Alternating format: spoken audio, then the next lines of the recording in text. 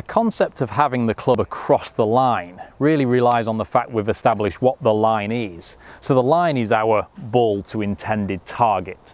So I've got my ball here, my intended target, the 200-yard marker out there, and we imagine that everything is pointing in that direction, almost like a set of train tracks, one for the ball to target, one for my feet.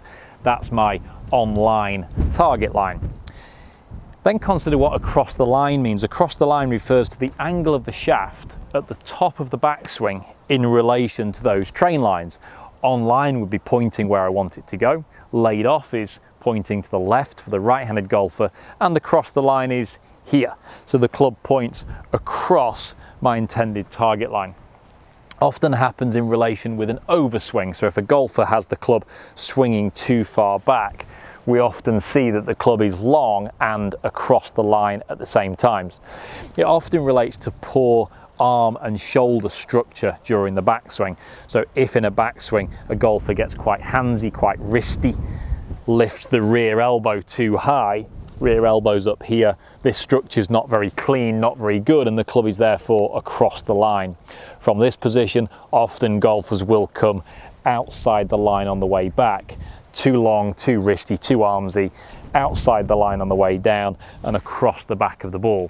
So often golfers that have long overswings that get across the line also couple that with being outside the line on the way down, traditional sort of pulley, slicey kind of nastiness. A couple of things I'd like you to work on, really to focus on, is making sure that you're on line in 2 previous checkpoints during the backswing.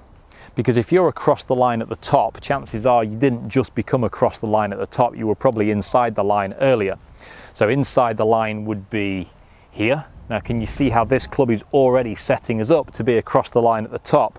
If I hit this end, that club shoots up and goes that way across the line. You can imagine if my club was outside the line here and I hit this end, it would pop this way.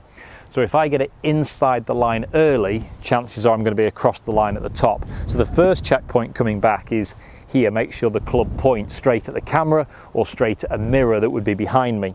Second checkpoint is at this point when my left arm is parallel to the ground. I want to check that my left hand, my lead hand as a right-hand golfer, is in the center of my chest. So again, a mirror or where that camera is, checking that's in a good position. And the shaft should point largely down towards the golf ball, or at least the ball to target line. If the club was in here or up here, it's probably going to cause me problems getting into a good position at the top. So we've got good checkpoint here at hip level, good checkpoint here at halfway, left arm horizontal to the ground, turn to the top. And then at this point, if you're slightly short of the horizontal, you should also be pointing slightly to the left side. That allows the club then to sit at full length, perfectly down the target line, delivered back down through those 2 previous checkpoints and on line through the back of the golf ball. You can also double check this from the front on through to the camera or the mirror being positioned this way. 1, 2 and 3 to the top, rather than getting inside and then long and across the line. If you can get rid of your across the line golf swing, you'll be able to retain a lot more control of your downswing and ultimately a lot more control of how your golf ball flies.